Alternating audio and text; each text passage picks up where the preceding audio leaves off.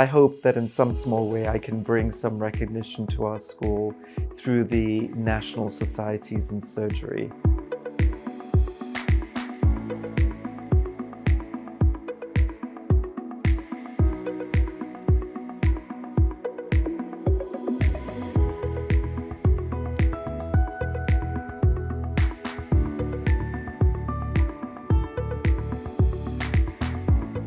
It's really quite an honor for me. I think there's so many levels to this. Me being somebody who represents a smaller medical school and a new medical school like us in this prestigious organization is really just such a step forward for all of us. I'm happy to represent in every possible way. I'll talk a little bit, and then I got a bunch of questions that I put into the slide presentation that we can discuss together. My job is to go out there and tell the world what a great job we're doing over here.